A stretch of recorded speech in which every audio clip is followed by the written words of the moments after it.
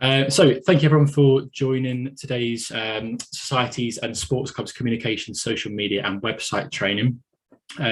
Just me today giving the presentation, but we also do have Ray in the chat who will help to answer any questions that you've got. That can be either throughout the session or it can be at the end of the session as well. What basically the session format is just a presentation. You can have the chance to take some notes and then ask us questions, like I said. Make sure you relay this information back to your club and society committee members, just because there might be some really important stuff if people were unable to attend. So your role, you will be a communications or publicity, social media officer. You might have, whatever different title it might be, but your role is going to include stuff that we will be teaching you in this session today. Your role will help with recruitment, social media. You might even assist in gaining sponsorships or donations and kind of creating your online presence and doing everything that you're going to be doing this year online is going to be helping to build essentially the brand that we'll talk a bit about as well. Whilst your roles will differ from person to person, you are all essentially in a position to let everybody know how great your group is, so your society or your sports club. So yeah, building your brand. So especially important at the moment as of COVID-19, as a result of COVID-19, we'll be seeing more and more events online. Obviously, we're really looking forward to these events all being back in person as well. But I'd imagine that a lot of you will still be doing some events online.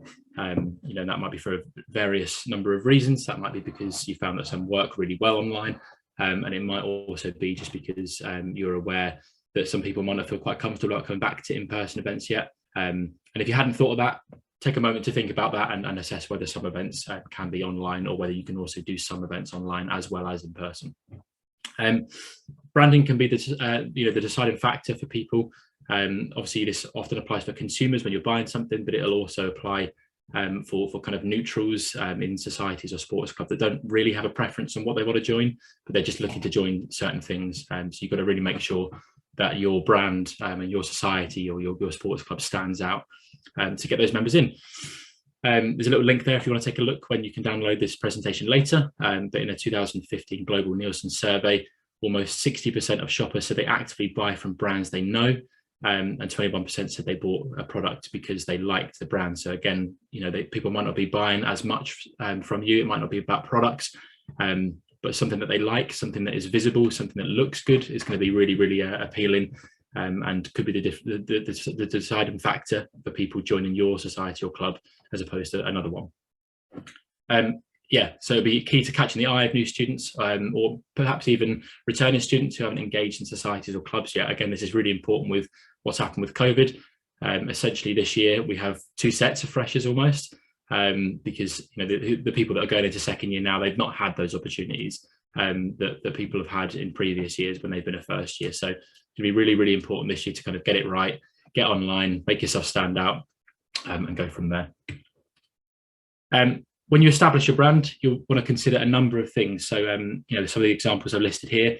Are you using clear color schemes across all your socials? Do you have identifiable templates? So like on the right-hand side there, on the Blades Instagram, there's a time when we're using that sort of template to introduce different clubs.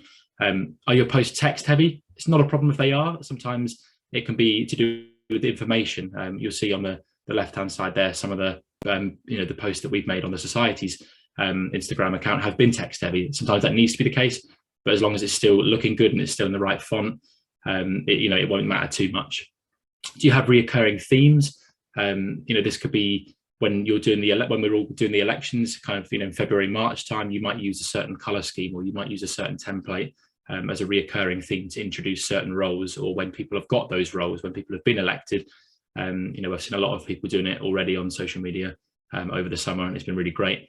But introducing new exec members with certain themes, with the same sort of templates, just makes it look really clean and builds that kind of identifiable brand that you're going to be looking for and that people will buy into essentially. As I said, establishing a font, so the SU and all the departments within the SU, such as us, we do use Century Gothic. We use that across all platforms. Obviously, there's tiny little variations. So like in the Blades logo, for example, there is a different font there. But generally across everything we do, we do use Century Gothic. You don't have to use this. Obviously, it looks good if you do, because it sort of fits in within the SU's brand. But as long as you're using the same kind of brand everywhere you go, that helps again to build your identity. Using the same font everywhere is such a small thing. It seems like such a small thing, but it does keep everything that you do clean and identifiable. And I know it might sound like of course I'd say this because I work for the SU, but every time I see Century Gothic anywhere now, I always think of the SU, even if it's not the SU. So it's one of those things that really does help to create that image that you're looking for. And your logo, how old is your society or club logo? Obviously, with clubs, it's a little bit different because you do use the Blades logo generally, maybe slight variations. But again, I keep coming back to the word clean. Does it look good? Does it need updating? Where in the different places that you're using it, are you using a clean image, or are you using one that's been stretched over time? The more you stretch an image and the more you use an image in different places, the more pixelated it can become sometimes. So make sure that everywhere you've got your logo, just have a look, make sure it's your most up-to-date one. That's going to be really important. I'm sure a lot of you know it already, but there's an app called Canva where you can create your own logos as well. You can also create Instagram posts or Facebook posts, whatever you want it to be. But that's a really, really good app for creating a logo. Taglines, this can sound really cheesy sometimes, but think of like Go Compare or Compare the Meerkat. All of these things, they do use those slogans, those taglines. So if you can, it's not essential, but if you can think of one that can work really well for your club or society, then do that and use it across all your different platforms. And as I said, using the blades, they're encouraged to use the Essex Blades brand, whereas as much as possible, especially on your kits, that's something that's kind of wrapped up into when you buy kits anyway. But especially when you make posts on social media. So write a balanced article. This kind of applies a little bit more to clubs, but it will also kind of apply to societies, especially things like the Video Game Society, for example, that do enter competitions as well. Without your opponents, you wouldn't have a competition. Be proud to as it says, they back the Blades, but don't report about any other team in a negative way, even if they are UEA. I know it can sometimes seem as harmless banter, but it does make you and then us in turn look unprofessional if you write sort of a biased and really unfair article, especially with things. I know that referees in matches, they can give wrong decisions, but if you take to your article just to basically slag off a referee, it's not going to look professional. It doesn't look good, and it doesn't put yourselves or us in a good light. So if you're particularly maybe angry about some decisions, maybe take the evening just to sit on that and then write the article in the next morning when things sort of calm down a little bit. Being an Essex Blade means being part of a family. So again, this does apply to societies too. This is kind of more about your match reports, but it includes societies as well. Talk about your group proudly. Include pictures and writing about spectators. Some people, as unfortunate as it is, some people might not be good enough to maybe make the football team or make the hockey team, but including them as part of your supporters and writing about them regularly and including them is going to be really, really key to keeping them coming back as a spectator or keeping them involved in the socials that you run, those things. So make sure you include all aspects and not just what happens on the pitch. So how to reach your audience. Your target audience predominantly is going to be your fellow students. You want to entice your fellow students to read your articles, support your fixtures, and be in the know about any events that your club and society has coming up. There might be someone in first year that hasn't got involved with your club that could be the best player that you'd have if they were in the team, but they just didn't really sort of engage with it in the first few weeks of term and didn't make the team because of that reason. If you keep these articles coming out, if you keep letting people know about what you're doing, maybe in second year they will join and they'll add to your team that last sort of piece of the puzzle that you're looking for to win the league or whatever it might be. Do think about other audiences as well though. So prospective students, make sure that your socials are consistent and engaging so that you can excite potential students about your club and societies. Again, societies and clubs are sometimes the difference between someone coming to Essex or someone going to UEA, for example. So it's really important to kind of keep on top of that and make sure that you're engaging everyone possible. Running your social media, so some basic starter tips. Sounds really stupid, but make sure your profiles are up to date. Make sure sort of different bits of like the bios that you've got or your headers, especially like on Facebook, you can have your banners I think it's called banners, you know what I mean, the picture at the top of your profiles. Make sure that includes maybe like an up-to-date club picture or committee picture. I know that might be difficult at the moment because we didn't have the pictures done last year, but make these as up-to-date as possible. Link your socials to each other. Yeah, your Twitter, your Instagram, they're going to have different feels to them. They're going to have different themes, and they're going to be run in different ways. So it's important that if someone's on your Twitter, there's also a link somewhere available for your Instagram so that they can go over there and sort of maybe see a different side of the club or society as well. Send out these links via your email function. You know, in any email that you do send out, make sure to always include them links, just so that if you've got, you know, 5 new members have joined your society, for example, since you sent your last email, then they're going to be able to find your links to all your socials as well. Know when to make your posts. So think about little things like when people are coming out of a class, when they're going to be browsing their phones during lunch, and then obviously posted more frequently in a build up to a fixture or an event, whatever you've got, especially if it's like a big event. Just make sure you're being aware of when you are posting content. And as I said earlier, choose color schemes, keep it consistent across all your platforms. Like I said, this can change with different things going on. So if you're doing like a targeted campaign, that can, you know, you can change your color schemes, but keep it consistent for that whole campaign. Stick to what you can manage. It's really, really important, but, you know, it's better to have 1 active account than to have 3 sort of inactive ones or kind of half active ones. Just make sure you're thinking about what will be feasible for you, and kind of assess this all the time across, you know, different points throughout the year. You know, when it gets to writing your dissertations or when it gets to exam season, you might have been able to manage 3 accounts really well throughout the whole year, but during that period of the year, it's going to get really difficult for you to manage your accounts effectively. Ask your other exec members to help you. You know, just because your role is maybe social media officer doesn't mean other people can't help, and the same goes for them asking you for help as well. You know, you are a team, you have to work together, and when you work together, your members are going to get the best experience possible. So that's really important to sort of remember that. Write things that will engage. Again, it sounds really silly, but keep these match reports interesting. Make an event announce punchy, include media alongside texts. You know, including media alongside text, whether this is just a picture, whether it's a video, it's going to be the difference between someone just kind of scrolling past your post or your tweet, whatever it might be, and then someone actually like sticking on it and engaging with it. Some of you might have watched the social dilemma, I think it's called, on Netflix, but the longer someone waits and looks on your post, the more your posts are then going to keep cropping up in their algorithm, you know, when they come back on Instagram later. So, you know, make sure you're posting things that are going to keep someone looking at that post for a good sort of 10-15 seconds, so that they will then keep seeing your posts in future. How do you hook an audience? So, you know, don't overthink it. You know, you are talking, you're writing to a human. I know it sounds stupid, but and it can sometimes you can get lost in a tech, you know, and then it's a very tech heavy world. But remember, you are talking to humans. You know, write as if you are talking to a friend.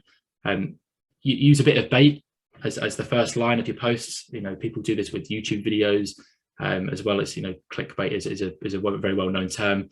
And it doesn't have to be that you're lying to your members. Obviously, we don't want that, but, you know, use something that's going to hook people in. You know, like there's a couple of examples on there coming next week. You know, get people sort of engaged with that post, thinking, oh, what is going to come next week? I do want to click and I do want to find out. Use puns, use emojis. Obviously, don't do that. Don't overdo it. Everyone knows that too many emojis can get very cringy, and will put you off. So, you know, only use a number of them. Use GIFs or GIFs, however you want to pronounce that. Use memes, but most importantly, yeah, use pictures or videos, that kind of thing. Just to kind of keep people coming back and keep people engaged. Photos, they average a 35% boost in retweets. Videos get a 28% boost. An important thing with videos is don't make it too long a video. Obviously, I know I can speak for myself here only, but I'm sure that other people will agree with me that if a video is more than like a minute or 2 minutes long, sometimes think you can't be bothered to watch the whole thing. So if you're going to make a video, make it like a nice trailer, or make it sort of, you know, a minute or less, so that people kind of will stick around to watch the whole thing and not get bored halfway through. Quotes get a 90% boost in retweets, including a number, receives a 17% bump in retweets. It's really, really stupid. It sounds really stupid anyway, but including some kind of stat or some kind of number, you know, especially obviously it's got to be true, whatever you're posting about. You can't just sort of make stuff up. but it makes your posts more believable, more reliable, and people kind of take more attention to them. And obviously, goes without saying, hashtags receive a 16% boost. And to speak a little bit more about hashtags, especially when things are trending, this is one of the best ways to build your audience. People will look on Twitter at hashtags just while they're browsing. So if you can ever kind of get things on there, look at what is trending. So one of the things we've got there as an example is like the Throwback Thursday kind of stuff. If you see something that you can jump on, that can be a really good way to kind of increase your audience online and to build your awareness, but make people aware of your accounts and of your club and society. So a bit about the Essex SU branding and tone of voice. Don't worry about this too much. This is this is obviously more for us as staff members, but like I said kind of earlier, it does help to kind of tie in yourselves with us, and obviously people might know about kind of the Essex SU as a whole, rather than knowing specifically maybe about the lacrosse club or the ADMII society. This might work other ways. Some people might know about you more than they do about us, and that depends on people's interests. But it's just important to kind of take a little look at what we do with our branding, and maybe adjust your tone of voice a little bit to kind of fall in with our style a little bit. It's not too hard. Just involves being authentic and being conversational, being honest and being unbiased. Again, this is not just us that does this. We're not groundbreaking, but you do get a lot of companies that will use fake headlines. They sort of are trying to hit you with articles and with facts rather than being conversational about it. So they're kind of some really key things that we look for when we're making our posts, and when we're sort of rolling out different campaigns across our social media platforms. We like to make things short, informative and snappy. Again, linking back to kind of what I said about the videos thing earlier, if you've got too much going on, it's going to get a bit boring. People won't pay as much attention, and people will switch off quite quickly. So it's really, really important to make things as informative as you can. Obviously, sometimes you see, like on the society's Instagram, for example, we might put out posts that do have a lot of text, but they will usually be for people that are going to look for those specific things. So it usually is in regards to maybe like training sessions or elections information, that kind of thing. And those that need to know about it will make sure they read it all, and those that don't need to will inevitably just sort of scroll past. And that's okay sometimes. You don't have to be having everyone engaged in every single post that you do. We like to use humor, but obviously not too much of it. You don't want to kind of just start throwing out cliches everywhere. Think about each post you write and why you're writing, and also what you hope to gain from it. That's a really important thing to kind of consider. Whether you want people to buy tickets for an event, or whether you want people to come and try sessions, you have to make sure that you are thinking about what you want people to gain from that post. What you want people to be doing after they've looked at that post. It is a form of connection, social media is. So it's our way to connect to our members directly, especially as, again, I'll go back to kind of COVID-19, especially during this kind of, the pandemic. It's really important to kind of keep your members engaged online, so that if all of a sudden your events in person do stop, they know where to find you. You've kind of built up a bit of a rapport with your audience online, and they will still then engage with the stuff that you're putting out online if there is ever maybe like a lockdown or those kinds of things, which let's hope there's not. I think we're all hoping that doesn't happen again. Again, one of our slogans is like a kick-ass membership, but don't be aggressive in what you do. Like I said earlier, be punchy, be to the point, but don't be aggressive, and sort of put your members off. Be clever about stuff, but not superior. Don't act as if, because you're on an exec team, don't act as if you are bigger than the rest of the society, or the club. You all work as a team. If you don't have members, you don't have a society or a club. So remember that. Helpful but not overbearing. That's a really kind of fine line to get right, and it might take a bit of practice to get there, but you'll find your own ways eventually. Offer out tips, but don't kind of tell people how to do things. And this is kind of the same when you're running your events as well. Give people tips on how to do things, but don't sort of be up in people's faces about how you're going about things. Confident but not cocky. Again, when you're writing reports, it's really, really great to celebrate your wins, and to celebrate your events that have gone well. But don't be cocky about it. This can really sort of put people off, and it can create quite a toxic environment that prospective members might not want to join. It might put people off. So yeah, make sure to always remember that. Weird but not inappropriate. Again, that kind of hopefully should go without saying, but just always kind of take a minute to reflect on the post that you're making, so that people are definitely sure that you're definitely sure, sorry, that it's not going to be anything appropriate. If you're not sure, check with your fellow exec members. Don't just leave it all to yourself. Like I said earlier, get more eyes involved, get more people checking these things, so that you can achieve the best outcomes as possible. Don't be alienating. Again, don't be just inclusive of your members. Don't include things just about your players or your members. Always think about your prospective members. Always think about your spectators. Include everyone that you can. Expert but not bossy kind of goes back into kind of like confident but not cocky as well. Be proud of what you've done. Know that you know what you're doing, but don't be bossy or sort of too cocky with it. So a bit about the Blades blog. It's sent out weekly to the Vice Chancellor, Registrar and Secretary, the Essex Sport Board as well. And it also goes out on some of our social media pages.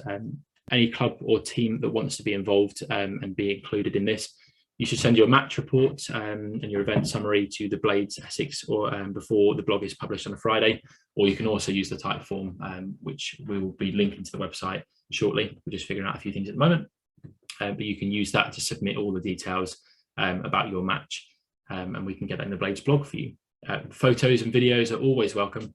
Like I said, it really helps to build a better blog and to make sure things are kind of as engaging as possible. And articles also might be displayed on the essex.su/sport.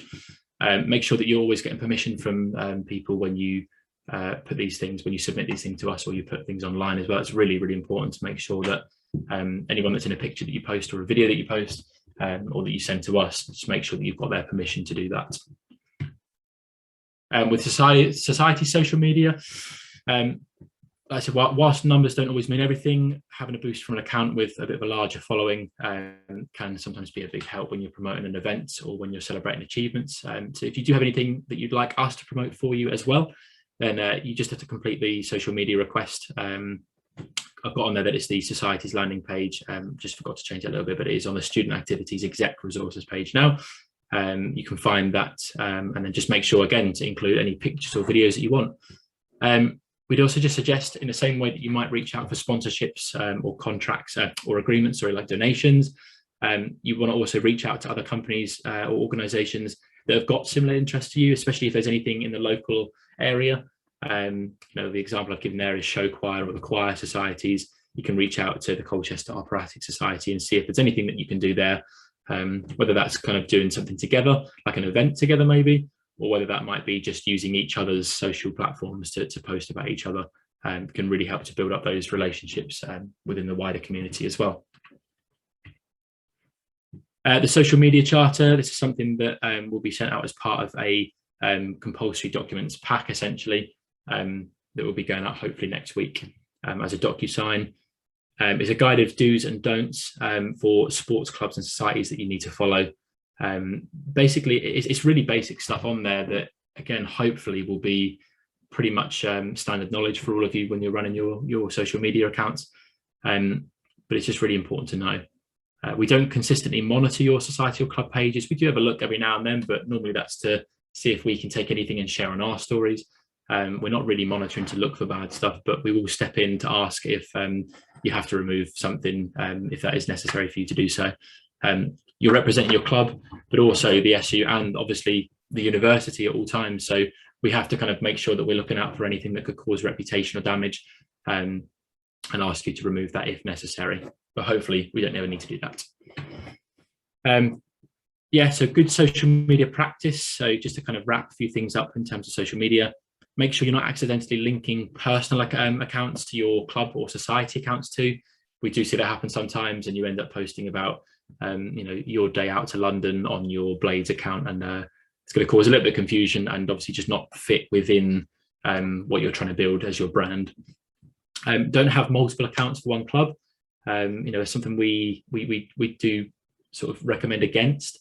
So if you've got men's and women's teams, or if you've got a first team and a second team, etc., have it all as one, bigger account, and you can build different brands for different teams. So, in terms of making your social media posts, you could have a purple theme for your first team, or whatever it might be. You can have different colors going on, but try to use the same account to celebrate your wins and report about your events for everyone, for all of your teams.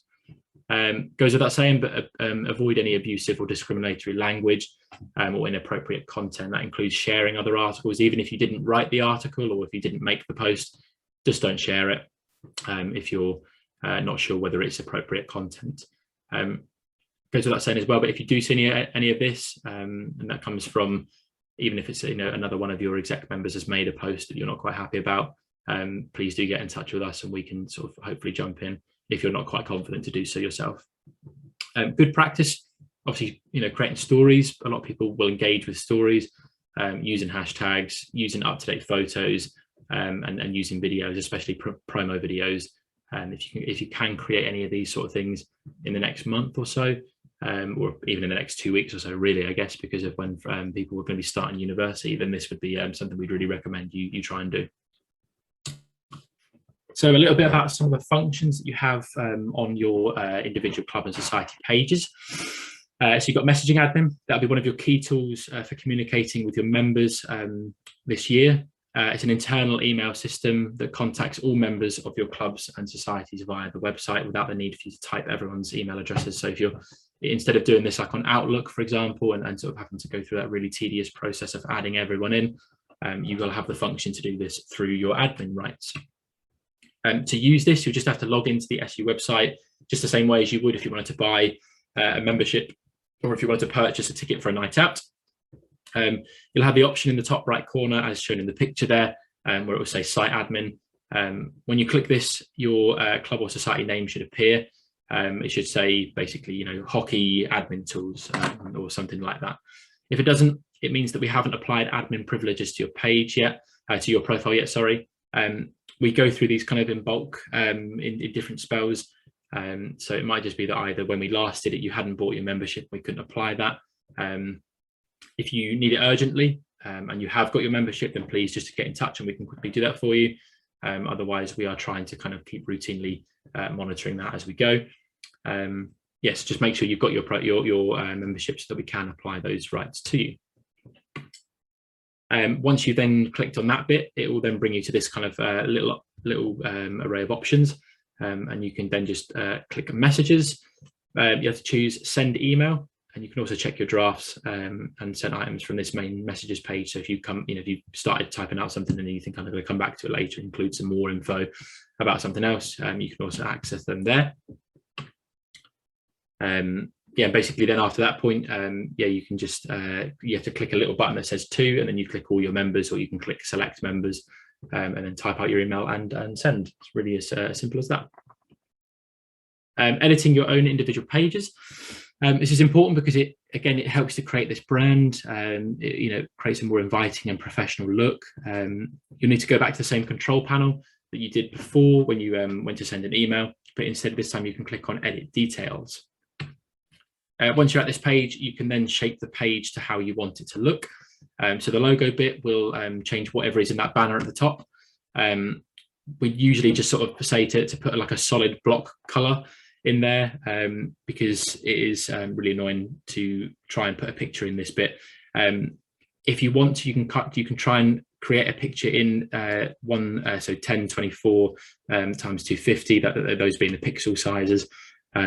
Otherwise, if you use a normal picture, like a different size picture, and put it in there, it's going to come up really stretched. It's just annoyingly one of the ways that the website works. We don't own this website. We use it through an external company that helps to, and we can edit it, but there's certain functions that we can't change, unfortunately. When you do set up all of this, make sure to have a play around with adding pictures, videos as well. Perhaps, obviously, I say perhaps links to your social media, but I'd really recommend doing that. You can use those different buttons there and just have a play around with that. And yeah, if you're ever a bit unsure, you can just ask us for a bit of help. And if you're really struggling, you can send us across the changes that you'd like to make, and we can do that for you. You can also add events, news and documents to your page if you wish to. Again, going back to that first control panel, and then clicking on one of the other buttons instead. You know, it's pretty self-explanatory. You know, you've got events, you've got you know, resources where you can upload like minutes from a meeting. But you can also see things like sales reports, or you can even look at your members list. Yeah. On your website, there is a Your Say tab. So this is when you're on the website, not at this control panel part. This is where any elections that you will run, they'll appear there. That includes general elections. So when it gets to that, we'll go through that again. There'll be like an elections information session, but just sort of in case you need to do elections at different points during the term, you can make sure that you direct your members to this bit. So that's where they need to go to vote or to even stand for a position in the election as well. When you're putting an event on the website, it's really important to get the location section right. So if it is an online event that you're running, you can include a Zoom code here. Don't put the link there because it won't be something that people can click on. It will just show up as a location, but people can take the Zoom code and write it down and then join that. We've got some new sections here at the moment, and we're not entirely sure if they're working fully at the moment. So we just sort of ask you to, if you are going to put anything in the online meeting URL or the joining info boxes, make sure that you include this same information at in the box right at the bottom of this events page that says full description, just until we kind of definitely iron out those things. Don't put any links in the external URL section. So this is we saw this happen a lot with Zoom links. If you put something in this little section, it's when someone clicks, so if you're on the What's On page and then someone clicks on your event, it's going to take them straight to wherever that link directs them to. If you've got like information that you want people to see, or if you've got tickets that you want people to buy, they won't be able to access them if you've put a link in there. Of course, if you do want it to link straight away somewhere else, that's no problem. You can do that. But just really important to kind of put any like Zoom links, for example, you put them in your description boxes, in the full description boxes, rather than in this section here. Where possible, use your own images when you're creating an event or uploading something to your page to avoid copyright issues. If you want to use one from a different website, you'll either need to pay for the image rights, or you'll need to contact the owner of the photo and ask them to use permission. And again, they might ask you to make a payment for that. Or you can use the correct filters as shown here in the little picture. You know, really important, especially if you're doing something where there's going to be money to be made for yourselves. If you're selling tickets, it's really important to not use anything that has license issues on them, because we could end up with people trying to get money off us, and that's a really avoidable scenario. Clubs now have an upcoming events section on their own web pages, so any event that you create will appear and are public as well. So it doesn't have to be, you don't have to be signed in to see these things. People can see these even if they are just someone browsing. We are aware at the moment that some clubs also don't have the same functions through the website as all societies do. It's something that we'll be looking into. It's to do with templates for pages, and could be quite a long process to fix, and you know, to make sure that everyone's got the same website template. So if there is anything on your main pages that you do want changing, and that you've not got the ability to change, please just email us and we can make those changes for you until we get all these little issues ironed out. So we talked a lot about online promotion, but in-person promotion, just to kind of go back to this quickly, if you hadn't been to the events training recently, still in the squares, you can liaise with the SU reception, but ideally there's you'd have a table booking form. We have a table booking form that you can use, and you can request a table that way, and then SU reception or us will get back in touch with you to confirm that with you. Again, you can refer to the events training to see how you do that. Keep an eye out for any SU or university events, you know, things like open days, and they will be looking for different societies and clubs to come and have a stall, and to promote your groups and to just generate interest, basically. So always keep an eye out for those things. Some more good practice, just familiarise yourself with all of the SU pages, whether that's the What's On page, whether that's pages about your sabbatical officers this year. Just take sort of a good half an hour to an hour, maybe, just to go through the whole of the website, find any information that you think is going to be useful throughout this year, especially things where you can like direct your members to certain pages if they ask you questions about things. That's going to be really helpful to do that this year. Make sure you reply to all inquiries. Again, that's kind of a given. But there might be a lot of them, so it might be hard to kind of keep managing. So consider spreading the workload, especially in the first couple of weeks of term. You know, when people are going to be looking at your pages, they're going to be getting in contact with you. They're going to want to know information about trial sessions or workshops that your society might be holding. So it's, you know, really, really important to keep on top of your emails and to ask other exec members for help where you need to. You can set up a Gmail. A couple of inquiries we've had across some of this year is about creating Essex email addresses for your clubs or societies. Unfortunately, we can't do that. It'd be really, really helpful if we could, but unfortunately we can't. So you can set up a Gmail or, you know, another external email provider. This is especially if you're looking to create new social media pages. You know, if you can't get access to the other ones, if the old exec teams haven't given you the information of how to log in to the other ones, unfortunately, we don't keep these details. These are all run by yourselves. So especially if you're creating new society or club social media pages, use a Gmail, because your Essex emails will expire. So when it comes to handing over to the new exec team, you know, you don't want to give them your own personal login, but you also don't want to have a login that is going to end up expiring, and then you've built up an Instagram page, say with 1,000 followers, and then suddenly you can't access it and you can't use it, and you're going to have to start from scratch. So make sure that you're setting up things that you can provide to the exec teams year on year, just so that's really easy for you to transfer into a new academic year. And if you've got an event where an external speaker is attending, it's really, really important to know that you can't advertise your event until the external speaker has been approved and you've received confirmation of this. There's some information as to why this is on the events training yesterday, but just to kind of give you a quick summary of that, it's just to do with security issues. If you've got like a high profile speaker that you want to attend your event, we have to make sure that everything is correct, and security is set up in place before you can go ahead and advertise this to the public and let the public know that you're having a high profile speaker come onto campus. So we are coming to the end now. We sort of whizzed through this, so please do make sure you've got any questions in the chat if you have any, because I realised that I might have gone through this very, very quickly. Some more training sessions that we have. Obviously, we have captains training that's not included on that list, but that's been sent out to all captains of clubs. Yeah, just check your emails if you're not aware of when that is, or if you haven't received that email for some reason, then do just get in touch and ask us when that is. But we have the standards information session, which is next week, and also next week is the Freshers Fair information session. I'll come back to this slide just in a little while after we've been through this last one, just so you can note those down if you need to.